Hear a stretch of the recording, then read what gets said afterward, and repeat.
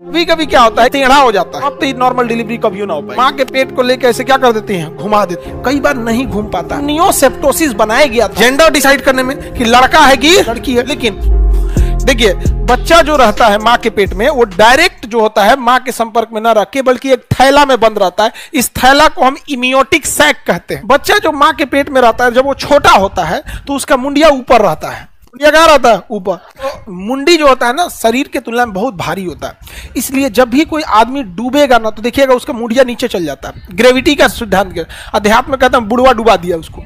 पता नहीं आप लोग क्या फेमस है बुढ़वा, एक तो नदी में ना कहते लोग बुढ़वा घूमता है, पनडुब्बा। हाँ, पनडुब्बा। तो कहते लोग मुंडिया नीचे ले जाके गाड़ देता है। नहीं, जब आपको तैरने नहीं आएगा ना, तो आपकी बॉडी फ्लोट करेगी। जैसे बॉडी फ्लोट करेगी ना, तो आपका मुंडी का वेट ज्यादा है। ये क्या है? ज्यादा। इस वजह से ये कहाँ चला जाएगा? नीचे। और आप हो जाएंगे भी, बन जाएंगे इसमें। आप क्या बन जाएंगे? भी। कहानी खत्म। तैरना बहुत जरूरी है। आप लोग को जब भी मौका मिले तैरना जरूर सीखिएगा लोग। यहाँ पर समझ में आ गया कि नहीं आ गया? माँ के पेट में भी जब बच्चा रहता है तो एक फ्लूइड में रहता है। पूरी तरह से क्या रहता है? लिक्विड होता है, एक फ्लूइड होता है वहां पे। उसमें जब बच्चा बड़ा होने लगता है तो वो उसका ना भार की वजह से मुंडिया कहाँ चलाता है? नीचे चला। और नॉर्मल डिलीवरी में वही चलता है। किसी किसी का नहीं आ पाता है तो पहले शरीर से क्या आ जाता है? पैर या बात, तो उसको क्या बोलते हैं लोग? उल्टा पैदा हो गया है। तो वो चिलिक उलिक झाड़ता है देहात में। चिलिक समझते हैं लोग? पंजरी उजरी में कभी चमक वमक हो जाएगा तो क्या करेगा? लात से झाड़ देता है। कभी कभी क्या होता है कि माँ ये टेढ़ा हो जाता है। क्या हो जाएगा? टेढ़ा हो जाएगा। फिर तब तो नॉर्मल डिलीवरी हो गया। अगर मुंडिया इधर हो गया, अब पैर इधर हो गया, अब तो नॉर्मल डिलीवरी कभी ना हो पाएगा यहाँ पे। तो उसको ना कुछ एक्सपीरियंस दाई वगैरह होती है गाँव में, तो माँ के पेट को लेकर ऐसे क्या कर देते हैं, घुमा देते हैं। इसी सब चक्कर में कभी कभी देखिए, कुछ चीजें जो एडजस्ट होने लायक रहेगी उसमें तो पक्का एडजस्ट हो जाएगा। लेकिन डिजीज, बीमारी की या फिर कुछ ऐसे सिम्टम्स की कोई वो थोड़ी होता है कि सब में वो ठीक ही हो जाए। कई बार नहीं घूम पाता है और इतना तकलीफ होती है उसको घुमाने में, थोड़ा सा उतना बड़ा शरीर में। और जब बच्चा बड़ा हो जाता है हाथ पैर मारने लगता है। एक छोटा सा पत्थरी होता है ना, छोटा सा पत्थरी, चना के दाना बराबर, आपको बर्दाश्त नहीं होगा पत्थरी का दर्द। बाप बाप चिल्लाएगा, इतना भीषण दर्द करता है पत्थरी का दर्द ना, छटपटाने लगिएगा आप। सोचिए एक माँ इतना बड़ा बच्चे को पेट में रहती है, इतनी चूंकि पत्थरी नहीं बर्दाश्त होता है, समझे, तुरंत ही इंजेक्शन मारते हैं डायलोना या टेबलेट, बर्दाश्त हो जाए इसको यहाँ पे। और जब घुमाते हैं तो उसको तकलीफ से, दर्द से कई बार मृत्यु हो जाती है। और कई बार ऑपरेशन मैंडेटरी हो जाता है, ऑपरेशन करना ही पड़ेगा। यार समझ में आ रहा है? कोई दिक्कत? तो इस थैली का नाम क्या है? इमियोटिक सैक। बच्चा किस में रहता है?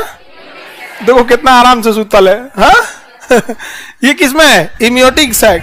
डॉक्टर ना सोनोग्राफी करके, यानी अल्ट्रासाउंड, सोनोग्राफी, अल्ट्रासाउंड, तो सोनोग्राफी भी बोलते हैं उसे, अल्ट्रासाउंड बोलते हैं। तो अल्ट्रासाउंड की मदद से वो बच्चे को देख लेता है। अब बच्चा पेट में तो है नहीं, पेट के अंदर यूट्रस है, यूट्रस के अंदर इमियोटिक सैक है, और इमियोटिक सैक के अंदर बच्चा है। तो उसी को कहते हैं इम्यूनियोसेप्टोसिस। तो जांच जो करता है क्या कहलाता है?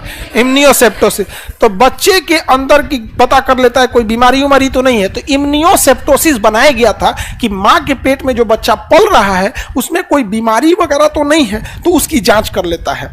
लेकिन उसका मिसयूज होने लगा कि जेंडर डिसाइड करने में कि लड़का है कि लड़की है। तो इम्यूनियोसेप्टोसिस क्या है? इमियोटिक सैक के अंदर देख लेना और बच्चे के यानी भ्रूण के लिंग का निर्धारित करना, जेंडर बता देना कि लड़का है या लड़की है। हालांकि यह गैर कानूनी है, बताना नहीं चाहिए।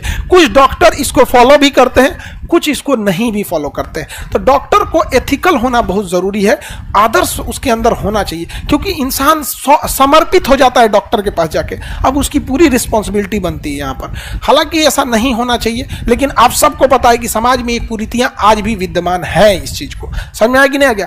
और धीरे धीरे ये चीजें खत्म होंगी। लेकिन अच्छी बात यह है कि अब समाज का हर वर्ग इसके विरोध में अब खड़ा होने लगा है। आगे देखिए, और आप पुरुषों को भले दीजिएगा, महिलाएं तो कहती कि बेटा रही तो ठीक रही, लो जाए यहां पे, जइबे ना करे अल्ट्रासाउंड कराए। अगर प्रॉब्लम है तब जाइए, अब बिना प्रॉब्लम उनको नहीं पता है कि अबॉर्शन कराने ले जा रहा है या बच्चा है, तो आधा सहयोग तो उसमें भी रहेगा, चाहे मजबूरी बस हो या फिर आप भी उसी विचारधारा के हो। कुछ की तो मजबूरी हो सकती है कि दबाव बनाया जाएगा, मारा पीटा जाएगा, लेकिन 100% की तो मजबूरी नहीं है। कुछ में ये भी योगदान है इन लोग का भी, तो ये सबको भी आप नकार नहीं सकते।